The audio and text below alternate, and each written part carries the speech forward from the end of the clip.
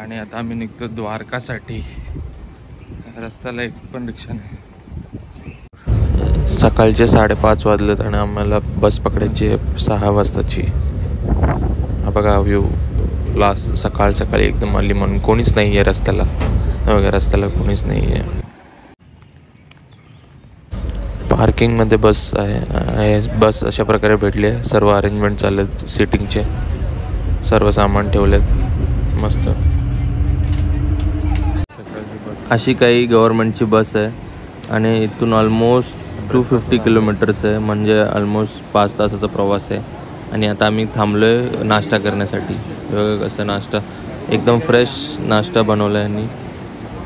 फाफडा, जलेबी, ढोकळा, गाठिया आणि मिरच्या, लय भारी. आणि हे ग्रामचा हिसाब आहे, 60 रुपये. आम्ही सगळं पॅक केलं. 200 ग्राम असं समथिंग आहे काहीतरी. पपयाचं सालन, फाफडा, जलेबी, गाठिया 60 रुपयामध्ये फक्त. बघा एवढं सगळं मस्त. गाठिया मस्त. मेंढ्या बघा किती मेंढ्या. पूर्ण रस्ता भरलाय. पूर्ण रस्ता मेंढ्यांनी भरून चाललाय. आम्ही साईडने बस चालू आहे तिथे बघा.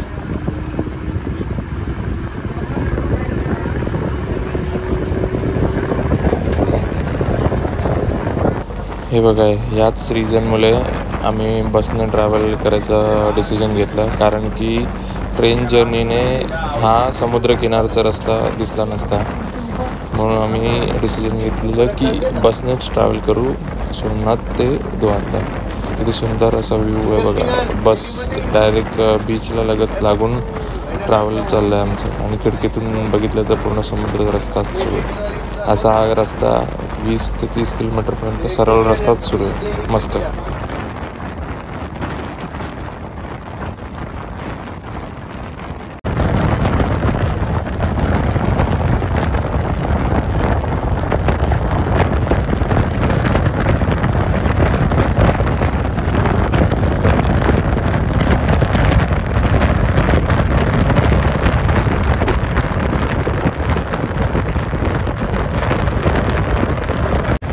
आणि हे बघा किती पवनचक्क्या मोठ्या मोठ्या, भरपूर मोठं असं आणि ह्यूज साईजच्या पवनचक्क्या आहेत इलेक्ट्रिसिटी जनरेट करायला. आणि जवळच आहेत, किनाऱ्यालगतच भरपूर साऱ्या पवनचक्क्या आहेत. आणि हा रस्ता भरपूरच सुंदर आहे. कधी आलात गुजरात सोमनाथने तर द्वारका साईडलाच जा. मी तर हाच रस्ता सजेस्ट करेन तुमच्यासाठी.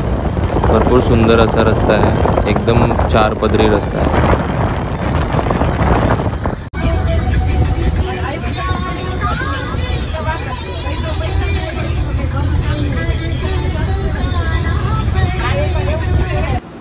अशा तऱ्हेने द्वारकाला पोचलो आहे. 10:46 होत आहेत आणि द्वारकाला आम्ही पोचून गेलेलो आहे. अशी काहीतरी बस होती. इथं बस स्टॉप आहे द्वारकाचा. तर आम्ही चाललो आहे हॉटेलला, ज्याची बुकिंग ऑलरेडी आम्ही करून ठेवलेली आहे.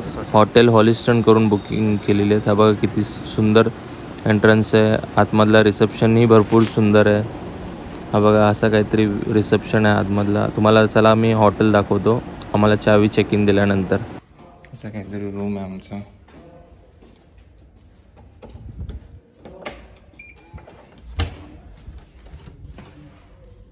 बापरे,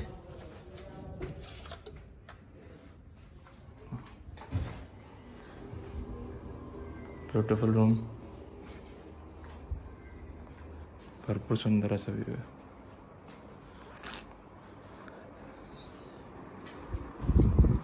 AC नाही गेस हा व्ह्यू असेल.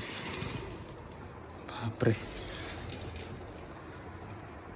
सुंदर आहे, भरपूर सुंदर आहे. आता आम्ही स्कूटी रेंट केलं आहे. मस्त कंडिशनमध्ये स्कूटी.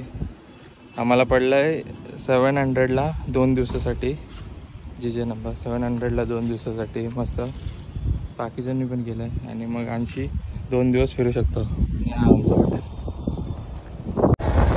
तर पहिला पॉईंट आम्ही म्हणजे नागेश्वरनचं दर्शन घ्यायचं ठरवलेलं आहे. आता आम्ही चालू आहे नागेश्वरनचं दर्शन घ्यायला. ते आमच्या स्टेपासून 22 किलोमीटरच्या अंतरावर आहे. आता आम्ही स्कूटीने रेंट केलं तर मग 22 किलोमीटर बाईकने चालू आणि रस्तेही भरपूर सुंदर आहेत. ते बघा रस्तेही भरपूर सुंदर, गाड्यांची जास्त ट्रॅफिक नाही, काहीच नाही, भरपूर सुंदर.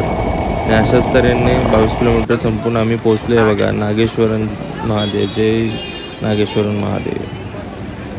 बघा असं काहीतरी एंट्रन्स आहे. गर्दी भरपूर नाही, ॲटलिस्ट 10 मिनटात आमचं दर्शन झालेलं आहे. भरपूर सुंदर असं दर्शन झालेलं आहे.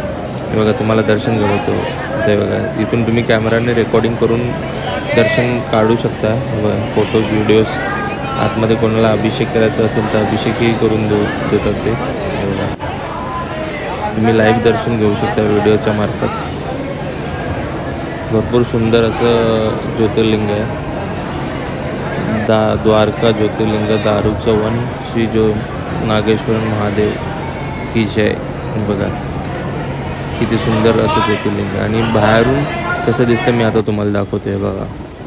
बाहेरून मंदिराचं मुकुट आणि हे किती सुंदर दिसतंय बघा. भरपूर सुंदर. अजूनपर्यंत तरी पाऊस नाही आहे. तर तुम्हाला मी तलाव दाखवतो. किती मासे मोठे मोठे, बापरे. हे बघा सगळे काल्या मासं जातीने आहे. आपलंवालं काला मासं, पण साईज बघा एक एक काल्या माशांची. एक एक हाताच्या असणं मोठं काला मासा ते. आता आम्ही एक्झिट करतो इथून. बघा हे एक्झिट करायचा रस्ता. अशी मस्त झाडं लावलेली आहेत वनाची. दारूचं वन म्हणून भरपूर जशी झाडं आहेत. मी आता तुम्हाला असं दाखवतो बाहेरला गेल्यावर कसं रस्ता. त्यात कॅमेरा घेऊन भरपूर फोटोग्राफी चालू होती आमचे. इकडचे तिकडचे सर्व साईडनं फोटोज आम्ही कॅप्चर केलेत. आणि तर बघा त्या समोरून व्ह्यू कसा दिसतो मंदिराचा, नागेश्वरन ज्योतिर्लिंगाचा. हे बघा इथं भरपूर मोठी अशी शंकराची मूर्ती उभारलेली आहे साईडलाच. किंवा किती मोठी शंकराची मूर्ती आहे ही बघा. भरपूर सुंदर अशी मूर्ती आहे.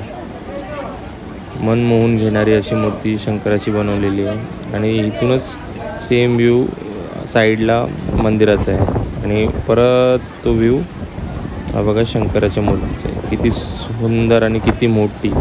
आता आम्ही जेव्हा रस्त्यावर गेलो तिथून केवढी मोठी दिसते बघा शंकराची मूर्ती. बघा तुम्ही या मूर्तीला 5 ते 6 किलोमीटरच्या अंतरावरून पण बघू शकता. एवढी उंच अशी मूर्ती आहे बघा. आणि किती मोठी मूर्ती आहे शंकराची. भरपूर सुंदर. थाल लोकल थाल. आता आम्ही आलो आहे स्पेशल गुजराती थाली खाल्लं नाही तर मग आम्ही आलो गोपी तलावला. आणि इथंच रुक्मिणीचं मंदिर आहे. हा आहे गोपी तलाव. बघून घ्या सगळ्यांनी. हा बेसिकली इथे कृष्णाने गोपियांसोबत रास रचवली होती तो वाला तलाव आहे हा. मेन इम्पॉर्टंटली 500 वर्षाच्याहून जास्त वर्ष सांगतात. 5000 की 500. भरपूर सुंदर अशी हवा चालू होती आणि मोरांचा आवाजसुद्धा येत होता या तलावाकडे. म्हणून आम्ही सर्व बसून गेलेलो. आणि प्लस हा बघा 5000 वर्षापासून अगोदरचं मंदिर आहे गोपीनाथजी. आणि सुंदर असं मंदिर आहे बघा. झाडांनी किती हवा अशी चालू होती. आम्ही म्हटलं मग थोडा वेळ आतमध्ये बसूया, दर्शन वगैरे घेऊया. तर हे बघा आतमधलं असं दर्शन आहे. चांगलं असं दर्शन घडलं. लड्डू गोपाळ म्हणून यांचं देवाचं नाव आहे. तिथं आम्ही दर्शन घेतलं. गोपीनाथजी मंदिर म्हणून. दर्शन झाल्यानंतर आम्ही गेलो रुक्मिणी ते टेम्पलला. तिथं बघा तरंगणारा दगड अजूनपर्यंत आहे. पाण्यात असं ठेवलं आहे. आणि त्याच्याच बाजूला एक लड्डू गोपाळ म्हणून मंदिर आहे. बघा लड्डू गोपाळ. त्याचं तुम्ही झुला झुलू शकता. त्याच्याच साईडला आणखी एक मंदिर आहे रुक्मिणी जी का मंदिर करून आहे. त्याचं तुम्ही दर्शन घेऊ शकता. मग आम्ही काकडी घेतली. गावठी काकडी आपल्या इकडे भेटत नाही, पण यांची काकडीची व्हरायटी बघा. 20 रुपयाची काकडी बघा. त्याच्यानंतर गोपी तलावचं दर्शन झाल्यानंतर आम्ही आलो द्वारकाधीशला. द्वारकाधीशचं मेन मंदिर आहे बघा. ध्वजा फलकवायचं काम चालू होतं. तिथून आम्हाला चांगला व्ह्यू येत नव्हता.